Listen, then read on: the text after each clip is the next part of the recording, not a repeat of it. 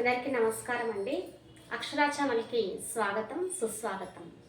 ఈరోజు కంటెంట్ వచ్చేసి వర్ణమాల. ఈ వర్ణమాల అనే టాపిక్ 6th క్లాస్లో బేసిక్ గ్రామర్గా ఉందండి. ఇది టెట్, తర్వాత డిఎస్సి, ఎస్జిటి, ఎస్ఏకి, తర్వాత జేఎల్డిఎల్ ఇలా కాంపిటేటివ్ ఎగ్జామ్స్ అన్నిటికీ ఈ టాపిక్ బాగా ఉపయోగపడుతుందని ఈరోజు టాపిక్ వర్ణమాలను మీకు ఎక్స్ప్లెయిన్ చేయబోతున్నాను. ఈ టాపిక్కి సంబంధించి కూడా కొన్ని బిట్స్ రావడానికి అవకాశం ఉంటుంది, అందుకని నేను ఈ టాపిక్ను చెప్పబోతున్నాను. వర్ణమాల.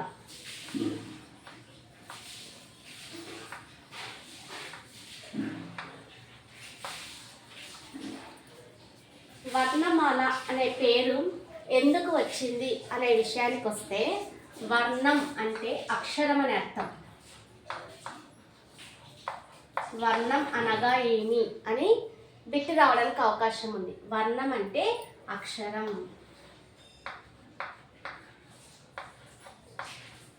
ఈ వర్ణమాలనే అక్షరమాల అని కూడా పిలుస్తారు. ఈ వర్ణమాలనే అక్షరమాల అని కూడా పిలుస్తారు. మరి వర్ణమాలను అక్షరమాల అంటున్నాం కదా, అసలు వర్ణమాల అనే పేరు ఎందుకు వచ్చింది అంటే, వర్ణం అక్షరాలన్నీ కూడా ఒక పూల సరంలో పూలన్నీ క్రమ పద్ధతిలో ఉన్నట్టుగా అక్షరాలన్నీ కూడా ఒక క్రమ పద్ధతిలో అమరి ఉంటాయి కాబట్టి దీనిని వర్ణమాల లేదా అక్షరమాలగా మనం చెప్పుకుంటున్నాం. ఈ వర్ణమాలను విభజించినట్లయితే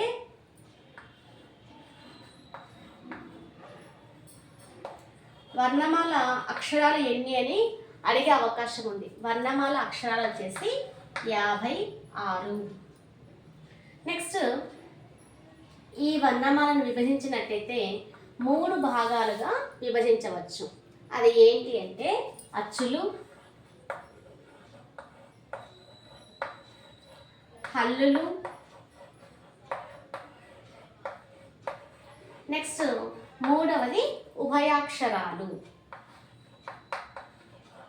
అని 3 భాగాలుగా విభజించవచ్చు అన్నమాట. మరి అచ్చుల విషయానికి వద్దాం. అచ్చులు అనేవి 16 ఉంటాయి, హల్లులు 37, నెక్స్ట్ ఉభయాక్షరాలు వచ్చేసి 3. ఇలా అచ్చులు, హల్లులు, ఉభయాక్షరాలని 3 భాగాలుగా విభజించటం అనేది జరిగింది. మరి ఇప్పుడు అచ్చుల గురించి మాట్లాడుకుందాం.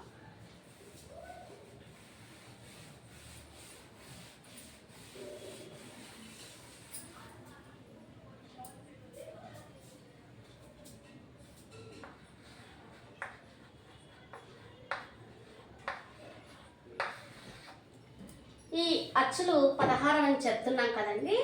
ఫస్ట్ అచ్చులను రాసుకుందాం.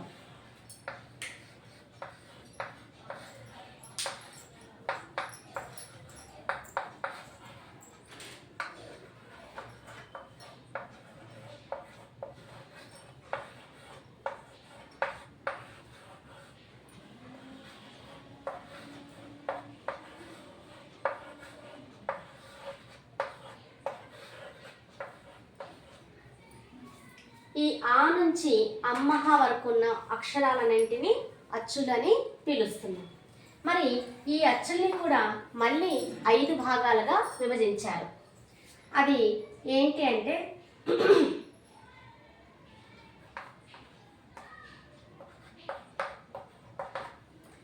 హ్రస్వములు, దీర్ఘములు, ప్లుతములు, నెక్స్ట్ వక్రములు, వక్రతమములు అని 5 భాగాలుగా విభజించారు. మరి ఎందుకు ఆ నుంచి అమ్మహ ఉన్నటువంటి ఈ అక్షరాలను 5 భాగాలుగా ఎలా విభజించారు అనే విషయానికి వస్తే, ఫస్ట్ హ్రస్వముల గురించి మనం మాట్లాడుకుందాం. ఈ హ్రస్వములు అంటే, హ్రస్వము అంటే అర్థం ఏంటంటే పొట్టి అని అర్థం. ఈ హ్రస్వము డెఫినేషన్ ఏంటంటే, ఒక మాత్రా కాలంలో పలకబడేటువంటి అక్షరాలను హ్రస్వములు అని పిలుస్తారు. ఒక మాత్రాకాలం అంటే ఒక రెప్పపాటు కాలం. ఒక్కసారి మన కళ్ళను బ్లింక్ చేసి ఇలా తెరిచే సమయాన్ని రెప్పపాటు కాలం అని పిలుస్తాం. ఈ రెప్పపాటు కాలంలో పలుకబడేటువంటి అక్షరాలను హ్రస్వాలు అని పిలుస్తాము. అంటే వీటిని పలకటానికి ఎంతో సమయం పట్టదు, జస్ట్ ఒక రెప్పపాటు కాలం చాలు.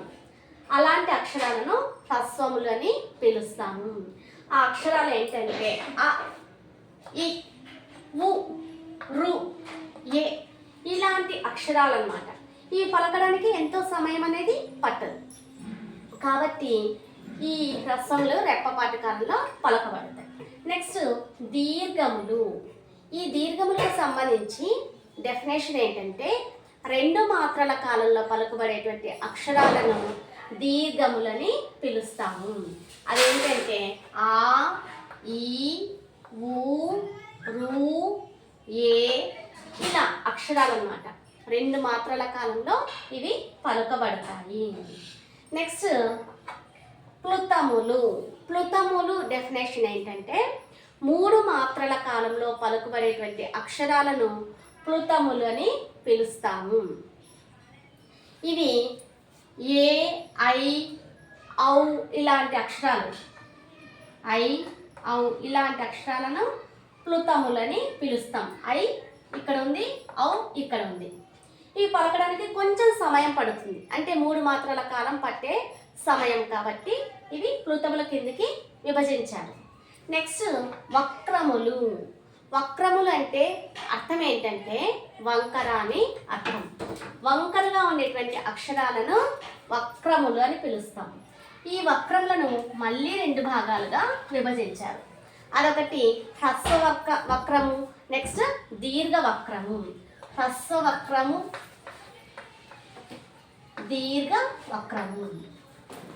ఈ హ్రస్వ వక్రము సంబంధించి ఉదాహరణకు వస్తే ఏ, ఓ ఈ అక్షరాలు హ్రస్వ వక్రాల కిందికి వస్తాయి.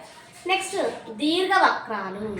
ఈ దీర్ఘ వక్రాలు ఏ, ఓ ఈ అక్షరాలను దీర్ఘ వక్రాలని పిలుస్తాం. నెక్స్ట్ వక్రతమములు. ఈ వక్రతములు డెఫినేషన్ ఏంటంటే మిక్కిలి వంకరగా పలకబడేటువంటి అక్షరాలను వక్రతమములని పిలుస్తాము. ఇవి ఉదాహరణ వచ్చేసి ఐ, ఔలు. ఇక్కడ ప్లుతముల కిందికి అయ్యవులు వచ్చాయి, వక్రతముల కిందికి అయ్యవులు అనేవి వచ్చాయి అన్నమాట. ఇది అచ్చులకు సంబంధించి.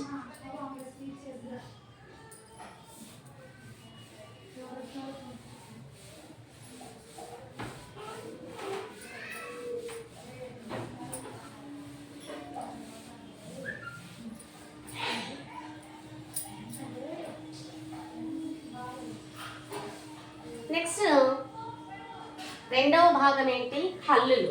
హల్లుల గురించి మనం తెలుసుకుందాం.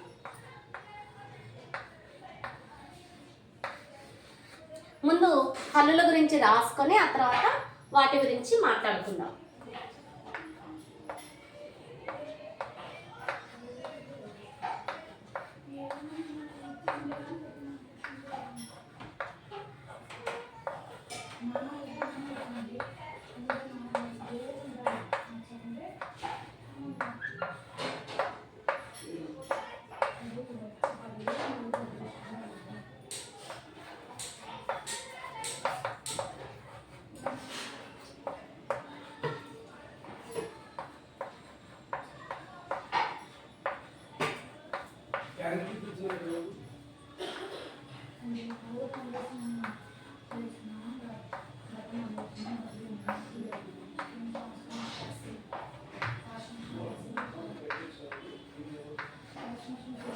ఇవి హల్లులండి.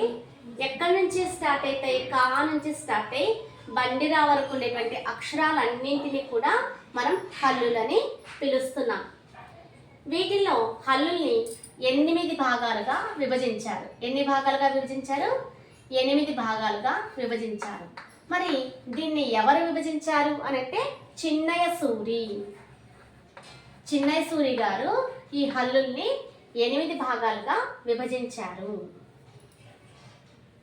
నెక్స్ట్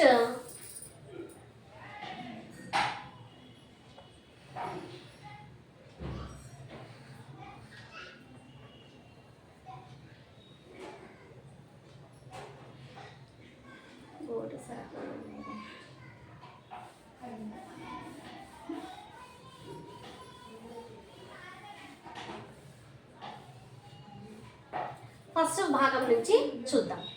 8 భాగాలు అంటున్నాం కదండి. ఫస్ట్ భాగం పరుషములు. పరుషములు అంటే అర్థం ఏంటంటే కఠినమని అర్థం. పేరులోనే ఉంది. పరుషములు అంటే కఠినంగా పలుకబడేటువంటి అక్షరాలను పరుషములని పిలుస్తాం. మరి దీనికి ఉదాహరణగా ఏ అక్షరాలు వచ్చాయంటే కచట తపలు. క చ ట త ప. ఈ కచట తపలు ఎక్కడ ఉంటాయి? వర్గాలలో ప్రథమ అక్షరాలు. ఇక్కడ ఉన్నాయి వర్గాలు అంటారు. అంటే కా నుంచి ఇన్నా వరకు, చా నుంచి ఇని వరకు ఒక వర్గం, కా నుంచి ఇన్న వరకు ఒక వర్గం, చా నుంచి ఇని వరకు ఒక వర్గం, టా నుంచి అన్న వరకు ఒక వర్గం, టా నుంచి నా వరకు ఒక వర్గం, పా నుంచి మా వరకు ఇంకొక వర్గం. అంటే హల్లుల్లో 5 వర్గాలు అనేవి ఉంటాయి. ఈ వర్గాలలో పరుషములు అంటున్నాం కదా, కఠినంగా పలుకబడేవి పరుషములు.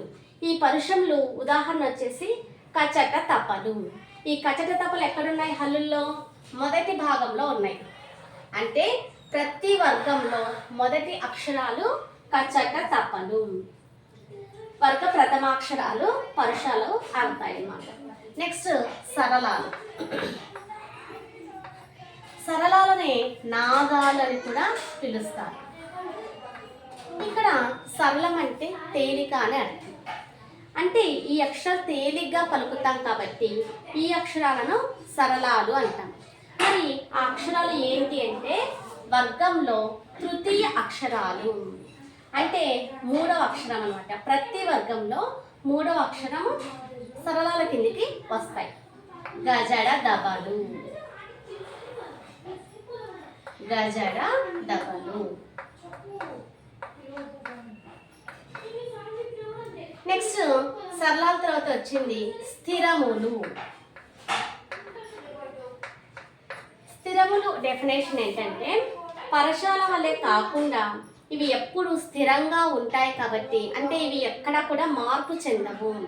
అక్షరాన్ని పలికే విధానంలో ఎక్కడ మార్పు చెందకుండా ఉంటాయి కాబట్టి వీటిని స్థిరములు అని పిలుస్తాం. ఈ స్థిరములకు సంబంధించి ఏంటి అంటే వర్గంలో ద్వితీయాక్షరాలు, చతుర్థాక్షరాలు, పంచమాక్షరాలు. ప్రతి వర్గంలోని ద్వితీయాక్షరాలు, చతుర్థాక్షరాలు, పంచమాక్షరాలన్నీ కూడా స్థిరములే. ఇంకా ఏవి స్థిరములైతాయి? యా నుంచి బండిరా వరకు ఉన్న అక్షరాలన్నీ కూడా స్థిరముల కిందికే వస్తాయి. నెక్స్ట్ స్పర్శములు. స్పర్శ అంటే తాకడం కదా. ఈ స్పర్శాలు అన్నీ కూడా ఈ అక్షరాలు పలుకుతూ ఉంటే కడుపు నుంచి వస్తాయన్నమాట. అందుకని స్పర్శ, తాకడం అనే విధంగా ఈ అక్షరాలను స్పర్శములు అంటాం. అంటే నోటి భాగాలతో గట్టిగా ప్రయత్నిస్తున్నందువల్ల ఈ అక్షరాలు పలకబడుతున్నాయి కాబట్టి వీటిని స్పర్శములు అని పిలుస్తాము. ఈ స్పర్శములు ఏవేవంటే కా నుంచి మా వరకు ఉన్న అక్షరాలను స్పర్శములని పిలుస్తున్నాము. నెక్స్ట్ వర్గయుక్కులు. ఈ వర్గయుక్కులకు సంబంధించి యుక్కు అంటే జత అని అర్థం. ఈ వర్గయుక్కుల్లో ప్రతి వర్గంలో కూడా వర్గ ద్వితీయాక్షరము, చతుర్థాక్షరాలు జంటగా ఉంటాయి. ఇప్పుడు పలికే విధానం చూడండి. ఖ ఘ, ఛ ఝ, ఠ ఢ, థ ధ, ఫ భ. సో ఇలా అక్షరాలన్నీ కూడా జంటగా పలుకుతున్నాం. మళ్ళీ ఇవి పొల్లు అక్షరాలు, ఒత్తిచ్చి పలుకుతాం అన్నమాట. అంటే కఠినంగా కొంచెం పలుకుతాం. యుక్కు కాబట్టి జత. ఇవి వర్గ ద్వితీయ చతుర్థాక్షరాలన్నీ కూడా వర్గ యుక్కుల కిందికి వస్తాయి. నెక్స్ట్ 6వది అనునాసికములు. అనునాసికం అంటే నాసికం అంటే ముక్కు. ముక్కు సహాయంతో పలుకుతాం కాబట్టి ఈ అక్షరాలను అనునాసికాలు అంటాం. ఇవి వర్గంలో ఎక్కడ ఉంటాయి అని అంటే పంచమ అక్షరాల్లో ఉంటాయి. పంచమం అంటే 5. 5వ అక్షరంలో పలుకబడతాయి కాబట్టి ఇవి వర్గ పంచమాక్షరములు అంటాం. న, ఇది, అన, నా, మ. సో మనం ఎలా పలుకుతున్నాం? ముక్కు సహాయంతో పలుకుతున్నాం కాబట్టి వీటిని అనునాసికాలని పిలుస్తున్నాము. ఈ అక్షరాలన్నీ కూడా వర్గ పంచమాక్షరములు. Next 7th one. నెక్స్ట్ ఊష్మములు. ఇది 7వ విభాగం. ఊష్మములు అంటే ఏంటంటే గాలి సహాయంతో పలకబడేటువంటి అక్షరాలను ఊష్మములు అంటాం. అంటే గాలి ఊదుతూ ఈ అక్షరాలను పలుకుతాం. అవి ఏ అక్షరాలు? షే, ష, స. ఈ 3 అక్షరాలు ఊష్మముల కిందికి వస్తాయి. Next 8th one. అంతస్తములు. అంతస్తములు అంటే ఏంటంటే స్పర్శములకు ఊష్మములకు మధ్య ఉండేటువంటి అక్షరాలను అంతస్తములని పిలుస్తాం. ఏవి స్పర్శములని చెప్పుకున్నాం? కా నుంచి మా వరకు ఉండేటువంటి అక్షరాలను స్పర్శములని చెప్పుకున్నాం కదా. మరి ఊష్మములంటే ఏది? శేషాస. ఇవి అంటే ఈ స్పర్శములకు ఊష్మములకు మధ్య ఉండేటువంటి అక్షరాలు ఏమున్నాయి? యా, రా, లా, వా, తర్వాత అళ, అక్ష, బండ. సో ఇవన్నీ కూడా అంతస్తముల కిందికి వస్తాయన్నమాట. ఇది ఈరోజు కంటెంట్ ఇంతేనండి. నెక్స్ట్ ఈ టాపిక్కి సంబంధించి ఏ బిట్స్ ఏమన్నా వచ్చినాయంటే అది ర్యాపిడ్ టెస్ట్గా నెక్స్ట్ వీడియోను అప్లోడ్ చేస్తాను. ధన్యవాదాలు. ఈ కంటెంట్ మీకు నచ్చినట్టయితే లైక్ చేయండి, షేర్ చేయండి, సబ్స్క్రైబ్ చేయండి ఫ్రెండ్స్. Thank you.